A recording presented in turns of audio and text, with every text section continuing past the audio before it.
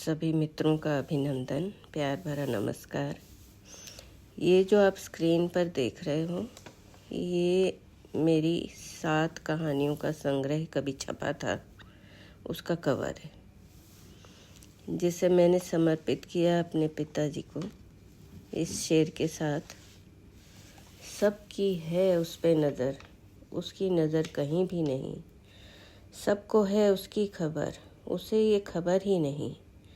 महकाया है जिसने सारा चमन अपनी रंगों बू से, हैरत है कि उस फूल को इसकी खबर भी नहीं। तो आज की कहानी इसी किताब में से ली हुई है, जिसका टाइटल है शरणागत। कभी कभी परिस्थितियां हमें किसी ऐसे मोड़ पे ले आती हैं जहां हम कुछ कर नहीं पाते। जो भी करा रहा होता है वो बस समय करा रहा होता है। ये भी एक ऐसे ही कैरेक्टर की कहानी है। नाम है इसका शरणागत। तो शुरू करते हैं।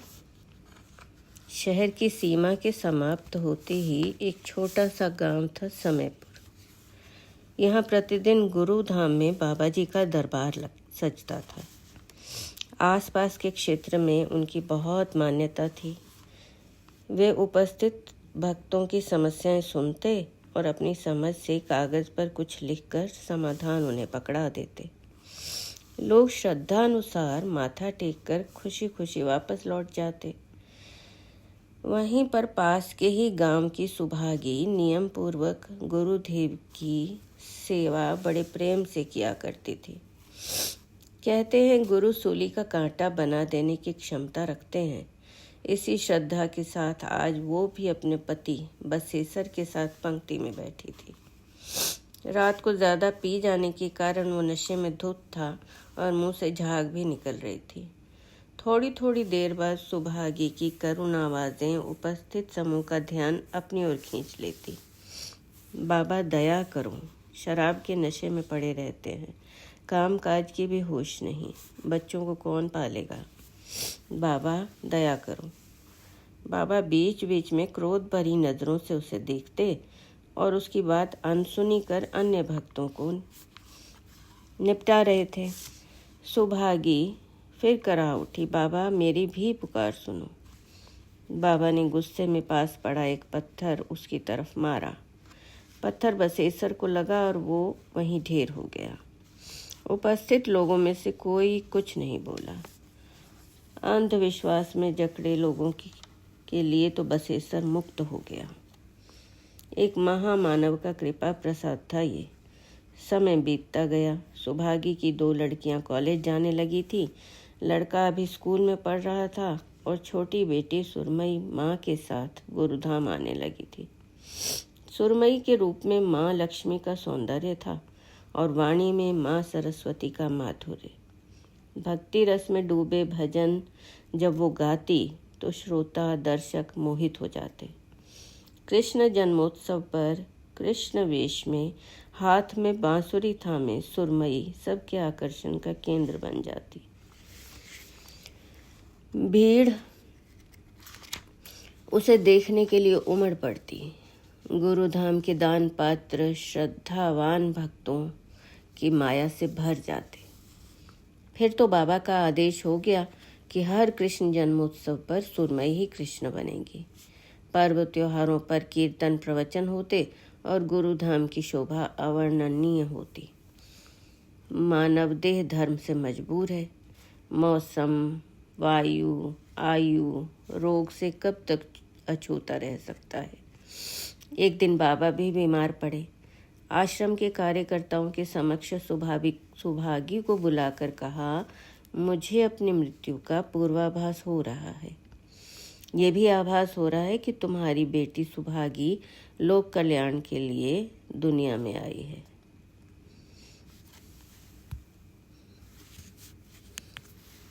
इसे दोबारा सुनते हैं। ये भी आभास हो रहा है कि तुम्हारी बेटी सुरमई लोक कल्याण के लिए दुनिया में आई है। इस जन्म के संबंध भी तो पूर्व जन्मों के प्रारब्ध से बनते हैं। मैं चाहता हूँ कि मेरे बाद ये गद्दी सुरमई संभाले, वही सुपात्र है इसके लिए। बाबा के बाद सुरमई इस गुरुधाम की सर्वे सर्वा बन गई। जैसे सूर्य के उदय और अस्त होने का नियम है, वैसे ही सुरमई की दिनचर्या भी निश्चित हो गई। वो भी स्नान आदि के बाद ध्यान में बैठती, आरती पूजा के बाद दरबार लगता।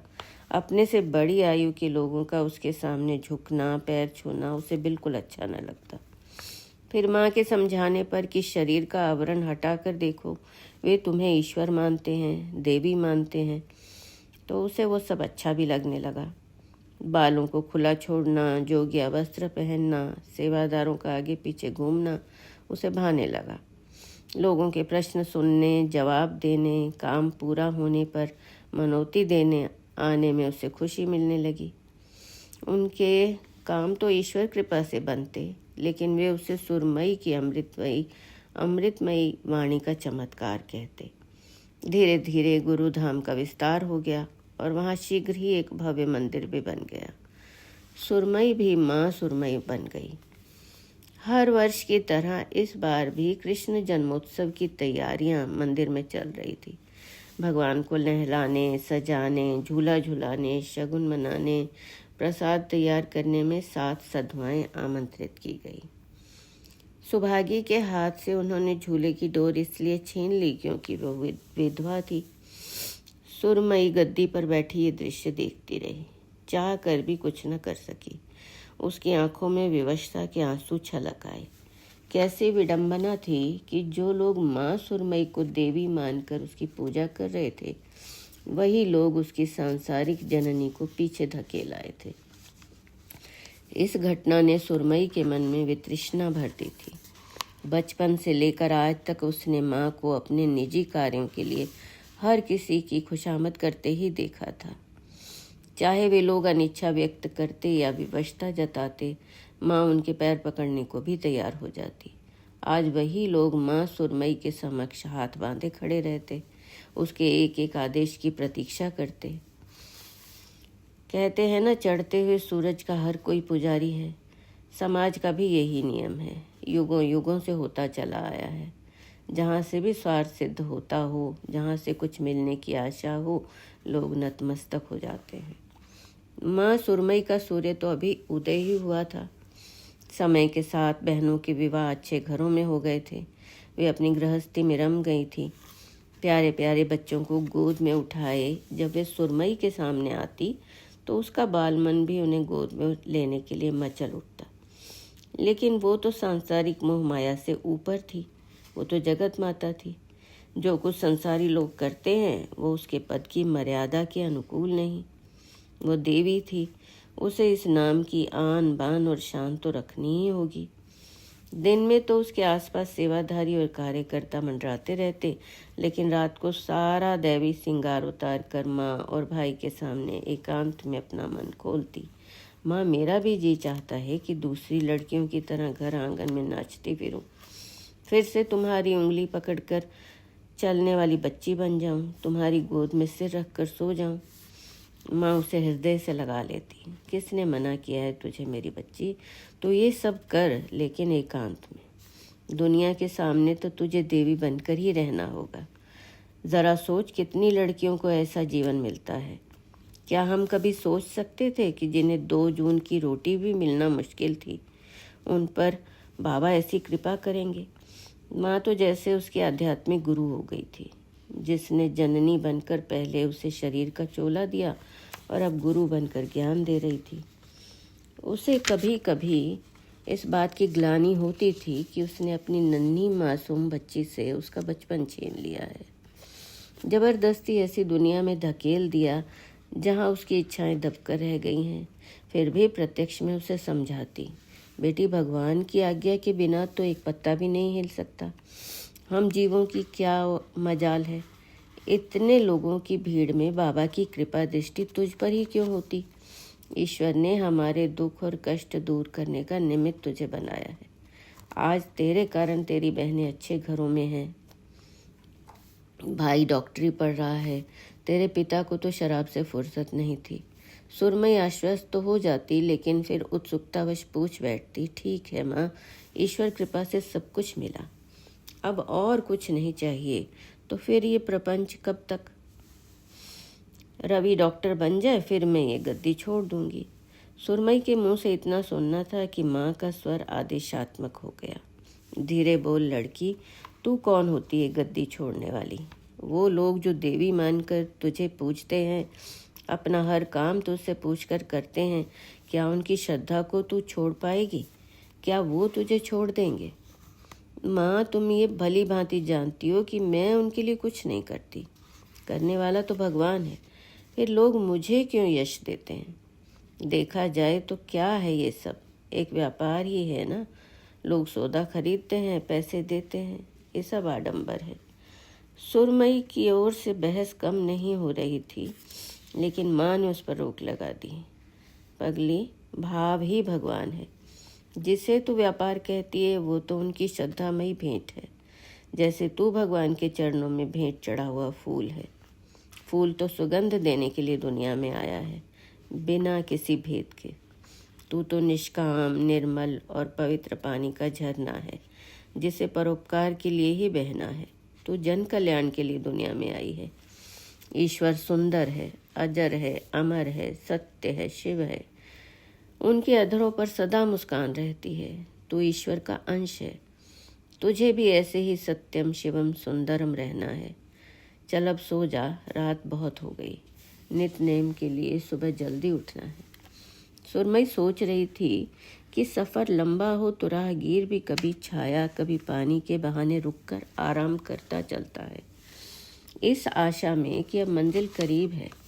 यहाँ तो मंजिल कहीं नज़र नहीं आ रही थी। आज की रात भी उसके जीवन की तरह लंबी हो गई थी। जब कभी वो स्वयं को देवी समझने की भूल करती तो कितनी ही बातें उसे नश्वर होने का आभास कराती। आईना उसे मुंह चढ़ाता, उसके बालों में उतरती सफ़ेदी, उसके चेहरे की झुर्रियाँ, उसके तन मन की हलचल उसे परेशान कर देती।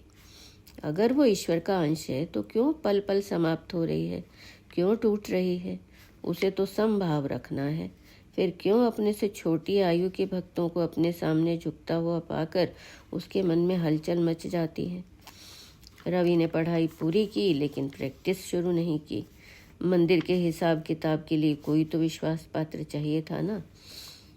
माँ अस्वस्थ रहने लगी थी। डॉक्टर आते, दवाएं लिखकर चले जाते, कोई असर न होता। सुरमई आंखों में आंसू भरकर कहती, तेरी बेटी तो देवी है माँ, क्या तेरे लिए कुछ नहीं कर सकती? क्या तुझे स्वस्थ नहीं कर सकती? माँ उसे दिलासा देती, क्यों परेशान होती है? ये तो समय है, जो होना है वो टल नहीं सकता। फिर मैं कैसी देवी? मैं कुछ भी नहीं कर सकती। हम सब उस परमपिता के सामने याचक हैं, उसी से क्यों न मांगे, स्वयं को क्यों छलें? सुरमई माँ के सिरहाने के पास देर रात रोती रही। समझती थी कि माँ के सीने पर भी कोई बोझ है। जब बादल घुटते हैं तभी तो बरसते हैं।